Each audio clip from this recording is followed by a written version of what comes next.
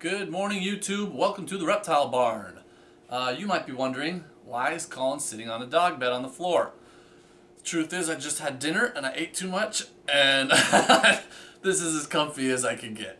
So, I gotta work that off. But you might also be asking yourself, why is Colin holding this gorgeously beautiful snake?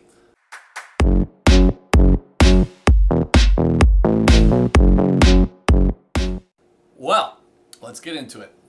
So, I had high hopes for this female this year. Her name is Freya, and those of you good with your morphs might be able to tell this is a leopard ivory. Leopard is an incomplete dominant mutation, and ivory is a super yellow belly, so a homozygous yellow belly. Normally, ivories are pretty much white, but when leopard gets thrown in there, some of the pattern really shines through. Depending on the light and the angle, you can or can't see it, but usually you can at least see through the camera the head stamp. Really gorgeous head. But there's almost a highway look to this animal, with the yellow dashing down the back and some real faint purples shining through on the sides.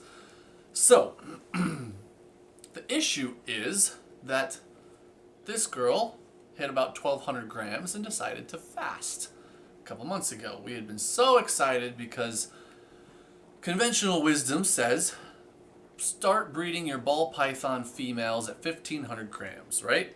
Well, those of you who are breeders know that somewhere between 900 and 1,200 grams, a ton of them fast. So they're on track, they're gaining weight perfectly, they're gonna make breeding weight, and then they fast right before they do, and it's very frustrating, right? So that's kind of what happened here. We're not worried about her. She's in great shape. She's not losing weight, but she's certainly, by the ball python community's standards, not large enough to breed, okay? Now, so let's get into that for a second. If you have dug around on the internet about breeding size, you're going to be almost shamed by the community if you suggest breeding your snake, your female, smaller than 1,500 grams. Okay? For whatever reason, the community arbitrarily picked 1,500 grams as the safe weight, and it's been spoken, and you better not argue anymore. It's kind of how a lot of people feel. Not everybody, certainly, but a lot of people feel that way. So if you even try and ask questions about breeding a smaller female, you're going to be just attacked that you're only in this for the money. Why would you put your financial gain above the health of your animal? Blah, blah, blah, blah, blah. You're like, I wouldn't. I was just trying to ask a question. Sorry. That's kind of what happens. So I always wondered, why did we pick that weight? And the only answers I ever seem to get from people, many of them who aren't even breeders, who've never bred snakes before, will tell you that if the female is smaller than 1,500 grams, her likelihood of becoming egg-bound increases drastically. Okay? If that were true, that is a spectacular reason not to breed a female smaller than 1,500 grams, right? Because you would be putting your financial gain above the safety of your animal. And that is not okay. Everyone knows that's not okay. Even people who do that know that it's not okay. However, there's no science behind that at all. I've never seen a statistical analysis of egg binding in female ball pythons that has a correlation with weight, ever.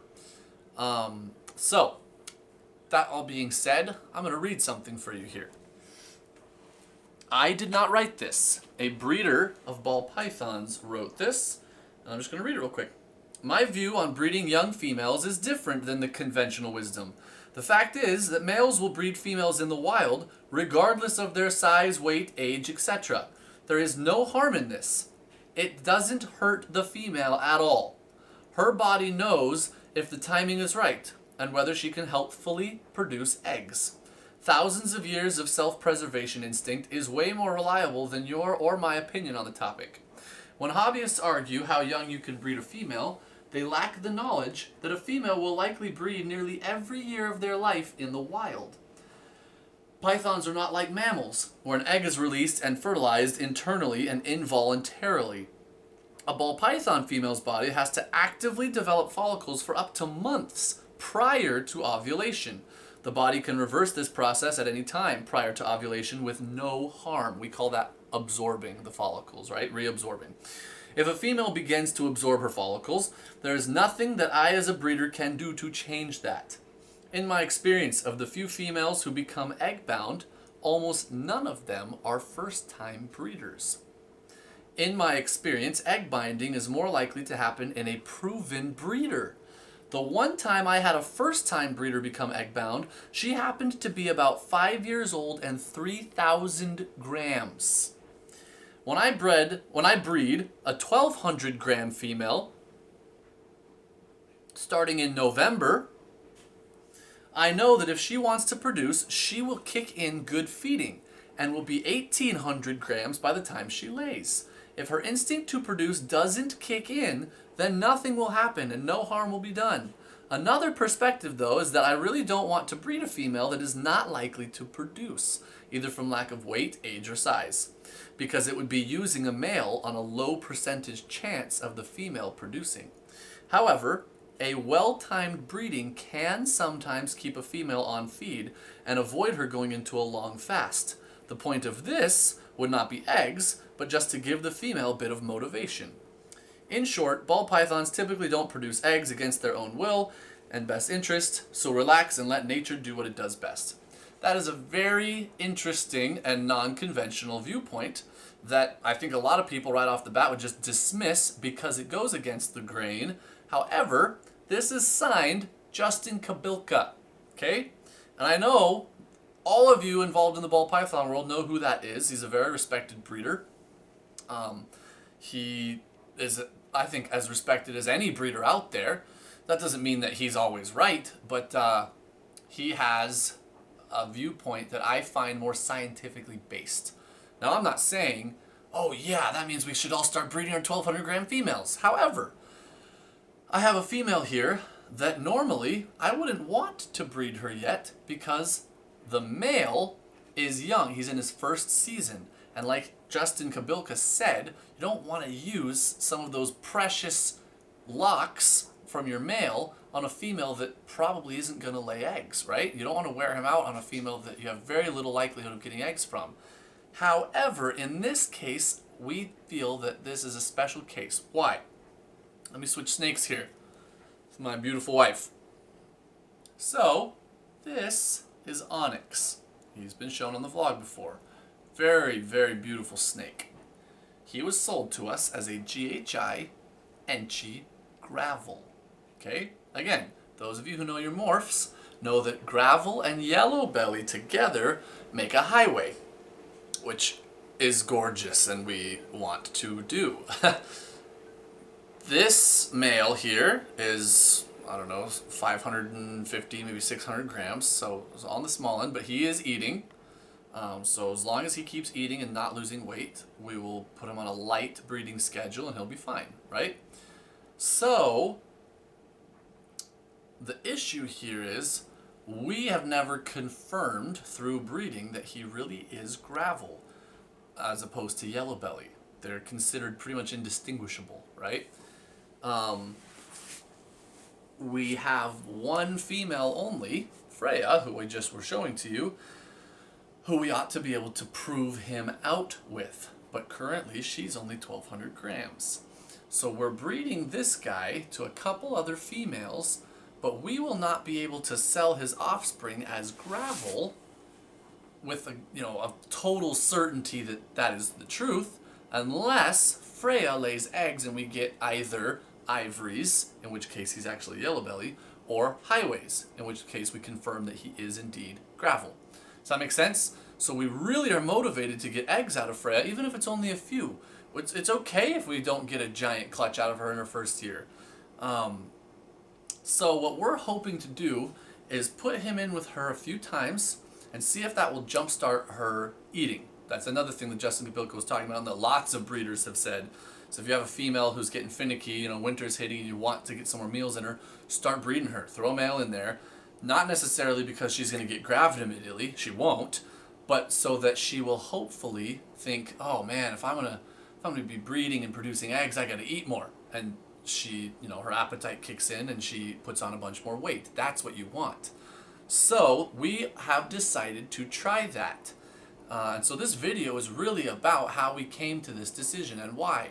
We aren't all about throwing snakes together the second they reach some sort of threshold. Our breedings are planned. We want specific offspring, where we know that some animals are going to take longer than others. We are still waiting on our Volta female, for example, who knows how old and over 3,000 grams, to look like she's healthy enough to breed. We're not in a rush. We really aren't. This was just a special case that we felt like, I don't believe for an instant it's going to put our snake in danger. If she decides she can't handle a clutch, she just won't lay a clutch of eggs. And that's totally fine. If she decides she can, she'll eat a lot and she'll gain the size necessary to lay a clutch of eggs next spring. You gotta remember, the breeding season for ball pythons is extremely long. We've moved towards more of a year-round breeding cycle, but even people on a very, I breed in the winter and get my eggs in the summer kind of thing, breeding season can be 6 months long.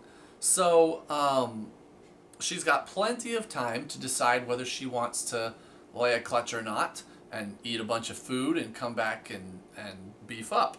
I feel like 1,500 grams, as much as I was kind of mocking the arbitrary nature of that number, 1,500 gram females usually do look pretty good. They look like they've kind of graduated from the more long, slender teenage body into their final adult, thicker form. And that's what I like to see from my females before we breed them. That's what we're lacking in our Volta, by the way. She looks skinny. Even though she's super long and weighs a ton because she's long, she still looks real slender, like she doesn't have enough meat on her bones. So we're just going to keep feeding her until she looks a little better. Anyway, long story short, that's what we're going to do this winter. We're going to breed him to her a few times, see if it kickstarts her back onto food. If not, that's okay. We'll put him to those other females and we'll just have to sell those offspring as gravel or yellow belly. You see that all the time, like on Morph Market and stuff. These babies are either gravel or yellow belly. That's okay. We'll do that if we have to. But if we could prove him out with a nice clutch of highways or ivories, we'll be able to tell people what the offspring are with certainty if Freya lays a clutch of eggs. And we would love to be able to do that for our customers. So that's all we've got for you today. Thank you so much for watching. I hope you enjoyed at least looking at some beautiful snakes while I rambled at you. And until next time, we're the Reptile Barn.